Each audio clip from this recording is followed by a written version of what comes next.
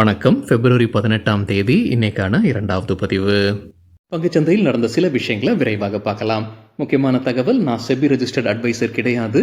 நம்ம சேனல்ல இருந்து எப்போதுமே ஸ்டாக் ரெக்கமெண்டேஷன்ஸ் கிடையாது.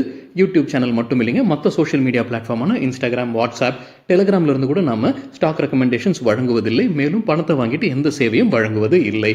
பல போலியான குரூப் இயங்கிட்டு இருக்கு. தயவு செய்து ஜாகிரதையாக இருங்க. இந்த வீடியோவில் காட்டக்கூடிய அனைத்து கம்பெனிகளும் வெறும் இன்ஃபர்மேஷனல் பர்பஸ்க்காக மட்டுமே முதலீடு செய்யுங்கன்னு சொல்கிற வீடியோ கிடையாது. எந்த ஒரு முதலீட்லையும் ரிஸ்க் இருக்கும். ரிஸ்க் புரியாமல் இன்வெஸ்ட் செய்யாதீங்க. ரிஸ்க் புரியலன்னா தயவு செய்து இன்வெஸ்ட்மெண்ட்டை தவிர்த்துருங்க. நம்ம ருபி டிரைவர் சேனலை ஆதரிக்கிற அனைத்து நல்ல உள்ளங்களுக்கும் நன்றி. நம்ம மார்க்கெட் ஓப்பன் ஆகிறதுக்கு முன்னாடி உலக மார்க்கெட்ஸ் எப்படி இருந்ததுன்னு பார்க்கும்போது நேற்று யூஎஸ் மார்க்கெட்ஸ் விடுமுறையில் இருந்திருக்கிறாங்க. பெரும்பாலான யூரோப்பியன் மார்க்கெட்ஸ் நேற்று க்ரீனில் தான் க்ளோஸ் ஆகி இருந்திருக்கு. இன்றைக்கி நம்ம மார்க்கெட் ஓப்பன் ஆகிறதுக்கு முன்னாடி ஏஷியன் மார்க்கெட்ஸ் எப்படி இருக்குன்னு பார்க்கும்போது பெரும்பாலும் க்ரீனில் தான் ட்ரேட் ஆகிட்டு இருந்தது.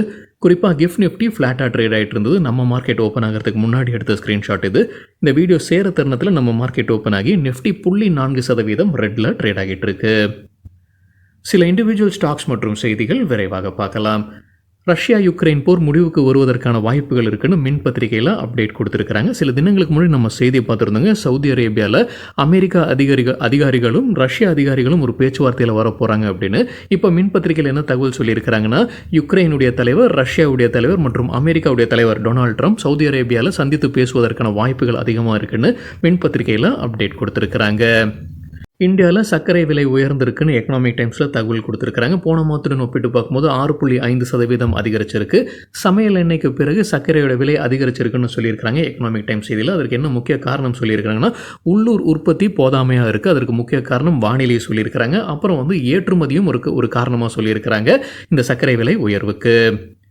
ஆஸ்திரேலியா சென்ட்ரல் பேங்க் இன்ட்ரெஸ்ட் ரேட்டை குறைச்சிருக்கிறாங்க. அக்டோபர் 2020 பிறகு முதல் முறையாக அவங்க இன்ட்ரெஸ்ட் ரேட்டை குறைக்கிறாங்க. CNBC TV 8லேருந்து கிடைத்த தகவல்.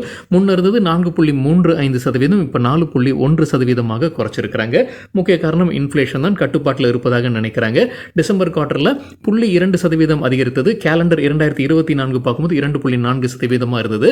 ஆஸ்திரேலியன் சென்ட்ரல் பேங்க் என்ன இலக்கு வைத்திருக்கிறாங்க இன்ஃப்ளேஷன்னா 2 அல்லது 3க்கு இடையே இருக்க வேண்டும் அப்படின்றதான் இலக்கு வைத்திருக்கிறாங்க. ஸோ அதன்படி இருக்கிறதுனால அவங்க இன்ட்ரெஸ்ட் ரேட்டை குறைச்சிருக்கிறாங்க. CNBC TV 8ல தகவல் கொடுத்திருக்கிறாங்க.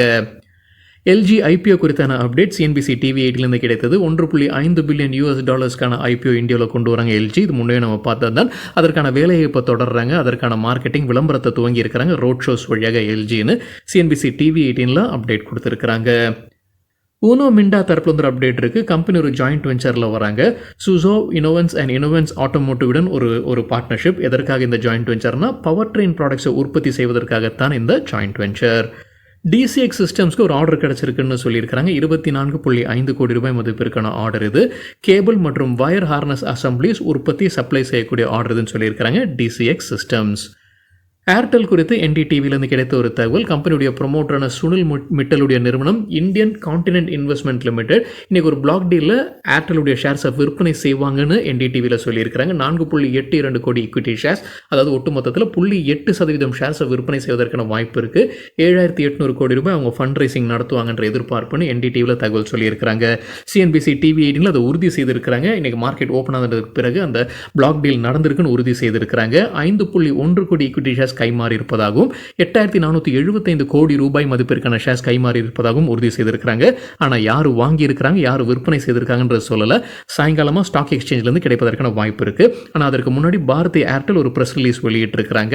இந்தியன் கான்டினென்ட் இன்வெஸ்ட்மெண்ட் லிமிடெட் ஷேர்ஸை விற்பனை செய்திருக்கிறாங்க. 5.11 கோடி ஈக்விட்டி ஷேர்ஸ், அதாவது 0.84% ஷேர்ஸை விற்பனை செய்திருப்பதாக சொல்லியிருக்கிறாங்க. 8,485 கோடி ரூபாய் ஃபண்ட் ரைசிங் செய்திருக்கிறாங்க. இந்த 5.1 கோடி ஈக்விட்டி ஷேர்ஸில் கிட்டத்தட்ட 1.2 கோடி ஈக்விட்டி ஷேர்ஸை பாரதி டெலிகாம் லிமிடெட் வாங்கியிருப்பதாகவும் அதே ப்ரெஸ் ரிலீஸில் Airtel update கொடுத்துருக்கிறாங்க.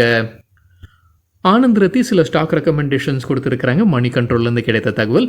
BPCLக்கு buy rating target 275, stop loss 235. Tata மோட்டார்ஸ்க்கு buy rating target 755, stop loss 650. Bharat heavy எலக்ட்ரிக்கல்ஸ்க்கு buy rating target 222, stop loss 176. Deepak fertilisers குறித்து மணி கண்ட்ரோல்லேருந்து கிடைத்த ஒரு தகவல். அவங்களுடைய சப்சிடரி நிறுவனம் தான் தீபக் மைனிங் சொல்யூஷன்ஸ். அவங்க பிளாட்டினம் பிளாஸ்டிங் சர்வீசஸில் ஸ்டேக்கை உயர்த்தி இருக்கிறாங்க. 65% 85% உயர்த்தி இருக்கிறாங்க. 64 கோடி ரூபாய் முதலீட்டில். லைஃப் இன்சூரன்ஸ் கார்பரேஷன் குறித்து என்டிடிவி ப்ராஃபிட்லேருந்து கிடைத்த ஒரு தகவல் அவங்களுடைய புது ப்ராடக்ட்டை அறிமுகம் செய்கிறாங்க. எல்ஐசி ஸ்மார்ட் பென்ஷன் அதோடைய விற்பனை இன்னைக்கு பிப்ரவரி 18ஆம் தேதியிலிருந்து துவங்க இருக்கு. கேப்ரியல் இந்தியா குறித்து மணி கண்ட்ரோல்லேருந்து கிடைத்த ஒரு தகவல். அவங்க ஒரு இட்டாலியன் நிறுவனத்துடன் ஒரு ஒப்பந்தத்தில் வராங்க. மரேலி சஸ்பென்ஷன் சிஸ்டம்ஸுடன் ஒரு ஒப்பந்தம். இந்த ஒப்பந்தத்தின்படி இந்த இட்டாலியன் நிறுவனத்துடைய டெக்னிக்கல் அசிஸ்டன்ஸை எடுத்துக்கொண்டு இந்தியாவில் ப்ராடக்ட்ஸை உற்பத்தி செய்து விற்பனை செய்ய இருப்பதாக சொல்லியிருக்கிறாங்க மணி கண்ட்ரோல் செய்தியில். டைட்டன் டாடா நிறுவனம் குறித்து மணி கண்ட்ரோல்லேருந்து கிடைத்த ஒரு தகவல். அவங்க கத்தார் நிறுவனமான மனை கார்பரேஷனுடன் ஒரு பேச்சுவார்த்தையில் இருக்கிறாங்க. டமாஸ் ஜுவல்லரியில் அவங்க ஸ்டேக் வாங்குவதற்காகத்தான் இந்த பேச்சுவார்த்தையில் இருப்பதாக மணி கண்ட்ரோலில் அப்டேட் கொடுத்துருக்கிறாங்க. 361 அசெட் குறித்து பிஸ்னஸ் ஸ்டாண்டர்ட்லேருந்து கிடைத்த ஒரு தகவல். அவங்க பாரதி ஆக்ஸா லைஃப் இன்சூரன்ஸில் 15% ஸ்டேக் வாங்க இருப்பதாக சொல்லியிருக்கிறாங்க. இந்த பாரதி ஆக்ஸா லைஃப் இன்சூரன்ஸ் இந்த ஆக்ஸா நிறுவனம் வெளியேற இருக்கிறாங்கன்ற தகவல் நம்ம முன்னே பார்த்துருந்தாங்க. படிப்படியாக அவங்க வெளியேற போகிறாங்கன்றதும் நம்ம செய்தியாக பார்த்துருந்தோம். அதே போல் அவங்க ஜியோ நிறுவனத்துடன் ஒரு பார்ட்னர்ஷிப், இந்த ஆக்ஸா நிறுவனம் ஜியோ நிறுவனத்துடன் ஒரு பார்ட்னர்ஷிப்பில் வருவதற்கான வாய்ப்பு இருக்குன்னு செய்தியில் நம்ம முன்னவே பார்த்துருந்தோம். டெக்ஸ்மேக்கோ ரயில் இன்ஜினியரிங் குறித்து பிஸ்னஸ் ஸ்டாண்டர்ட்லேருந்து கிடைத்த ஒரு தகவல். ஷார்ட் டேர்மில் இந்த ஃப்ரைட் கார்ஸுடைய ஆர்டர் கோத் குறையும்னு அவங்க தெரிவிச்சிருக்கிறாங்க. அதற்கு முக்கிய காரணம் இந்த ட்ரெயினில் இருக்கக்கூடிய டிராஃபிக் சொல்லியிருக்காங்க. அதாவது பேசஞ்சர் ட்ரெயின்ஸ்க்கும் ஃப்ரைட் ட்ரெயின்ஸ்க்கும் இடையே இருக்கக்கூடிய அந்த கன்ஜெஷன் காரணமாக அவங்களுடைய ஃப்ரைட் கார்ஸுடைய ஆர்டர் கோத் குறையும்னு சொல்லியிருக்கிறாங்க. ஷார்ட் டேர்முக்கு தகவல் கிடைத்தது பிஸ்னஸ் ஸ்டாண்டர்ட்லேருந்து. கொச்சின் ஷிப்யார்ட் குறித்து மின் பத்திரிகையிலிருந்து கிடைத்த ஒரு தகவல். அவங்க ஒரு மெமரண்டம் ஆஃப் அண்டர்ஸ்டாண்டிங்கில் கையெழுத்திட்டு இருக்கிறாங்க. ஏபி மோலர் மேர்செக் நிறுவனத்துடன் இந்த பார்ட்னர்ஷிப் எதற்காக இந்தியாவில் ஷிப் ரிப்பேர், ஷிப் மெயின்டெனன்ஸ் மற்றும் ஷிப் பில்டிங்காகத்தான் இந்த மெமரண்டம் ஆஃப் அண்டர்ஸ்டாண்டிங்கில் கையெழுத்திட்டு இருக்கிறாங்க. ஐசிஐசிஐ செக்யூரிட்டி சில ஸ்டாக் ரெக்கமெண்டேஷன்ஸ் கொடுத்துருக்காங்க. மணி கண்ட்ரோல்லேருந்து கிடைத்த டேட்டா. கேம்ஸ் ஃபியூச்சர்ஸில் அவங்க பை ரேட்டிங் கொடுத்துருக்காங்க. ஃபியூச்சர்ஸ் அண்ட் ஆப்ஷன்ஸில் விளையாடுறது பெரிய ரிஸ்க்கான விஷயம். டார்கெட் எதிர்பார்ப்பது 3600, 3700, ஸ்டாப் லாஸ் 3290. அப்போலோ டயர்ஸ் உடைய ஃபியூச்சர்ஸ்க்கு buy rating. Target 450, 465, stop loss 406. பஜாஜ் ஃபின்சர்வுடைய ஃபியூச்சர்ஸ்க்கு buy rating. Target 1980, 2030, stop loss 1840 ரூபாய். வேதாந்தா குறித்து மின் பத்திரிகையிலேருந்து கிடைத்த ஒரு தகவல். வேதாந்தாவுக்கு கடன் கொடுத்தவர்கள் ஒரு மீட்டிங்கில் வராங்க. வேதாந்தாவுடைய இந்த டிமர்ஜர் குறித்து அவங்க இன்றைக்கி முடிவெடுப்பாங்க. அவங்க ஒப்புதல் வழங்குவதற்கான வாய்ப்பு இருக்குன்னு மின் பத்திரிகையில் தகவல் சொல்லிடுறாங்க. நம்ம முன்னே செய்தி பார்த்தவங்க வேதாந்தா சில பிஸ்னஸை டிமர்ஜர் பண்ணுறாங்க. ஸோ அது குறித்து முடிவெடுக்கிறாங்க கம்பெனிக்கு கடன் கொடுத்தவங்க. ஜென்சால் இன்ஜினியரிங் தரப்பு அப்டேட் இருக்குது. கம்பெனியுடைய ஒரு ப்ரொமோட்டர் ஒரு ஷேர்ஸை விற்பனை செய்ய இருக்கிறாங்க. எதற்காக? அந்த பணத்தை வைத்துக்கொண்டு அவங்க அடகு வைத்த ஷேர்ஸை மீட்பதற்காகத்தான் இந்த ஷேர்ஸை விற்பனை செய்ய இருப்பதாக சொல்லியிருக்கிறாங்க. 1% குறைவாக ஷேர்ஸ் விற்கிறாங்க. அதாவது ப்ரொமோட்டர்ஸ் கைவசம் இருக்கக்கூடிய ஷேர்ஸில் 1% குறைவாக ஷேர்ஸை விற்பனை செய்கிறாங்க. 2.15 லட்சம் எக்விட்டி ஷேர்ஸை விற்பனை செய்கிறாங்க. ஒட்டுமொத்தமாக ப்ரொமோட்டர்ஸ் கைவசம் 62.5% ஸ்டேக் இருக்குது. வரப்போகிற பணத்தை வைத்துக்கொண்டு அந்த அடகு வைத்த ஷேர்ஸை அவங்க திரும்ப எடுக்க போகிறாங்க. அதே போல் சில லோன்ஸை அடைப்பதற்கும் பயன்படுத்தப்படும் சொல்லியிருக்கிறாங்க ஜென்சால் இன்ஜினியரிங். பயோகான் தரப்புல ஒரு அப்டேட் இருக்குது. யூரோப்பியன் அத்தாரிட்டிஸ் கிட்டேருந்து அவங்களுடைய மருந்துக்கு ஒரு ஒப்புதல் கிடைச்சிருக்கு. எதற்கு பயன்படுத்தக்கூடிய மருந்து? பிளேக் சொரியோசிஸ் மற்றும் கிரான்ஸ் டிசீஸ் சிகிச்சைக்கு பயன்படுத்தக்கூடிய மருந்து இது. ஜாகல் ப்ரீபெய்ட் ஓஷன் சர்வீசஸ் தரப்புல அப்டேட் இருக்குது. உங்களுக்கு ஒரு கான்ட்ராக்ட் கிடைக்குது. ரெட்டிங்டன் லிமிடெடுடன் 5 ஆண்டுக்கான கான்ட்ராக்ட். என்ன தொகைக்குன்ற தகவல் கம்பெனி வெளியிடலை. பர்சிஸ்டன்ட் சிஸ்டம்ஸ்க்கு JP Morgan outperform rating கொடுத்துருக்காங்க. எதிர்பார்க்குற டார்கெட் 7200 ரூபாய். நேற்று க்ளோசிங்லேருந்து ஒப்பிட்டு பார்க்கும்போது 30% அதிகரிப்பதற்கான வாய்ப்பு இருக்குது. பட்டேல் இன்ஜினியரிங் தரப்பு அப்டேட் இருக்குது. கம்பெனியுடைய ஒரு ஜாயிண்ட் வெஞ்சருக்கு ஒரு டெண்டரில் லோவஸ்ட் பிடராக இருக்கிறாங்க. 1090 கோடி ரூபாய் கிடைக்கிற மாதிரி இருக்குது. அந்த ஜாயிண்ட் வெஞ்சரில் மகாராஷ்டிரா கிருஷ்ணா வேலி டெவலப்மெண்ட் கார்பரேஷன் கிட்டேருந்து. இதில் பட்டேல் இன்ஜினியரிங் உடைய பங்கு 218 கோடி ரூபாய்.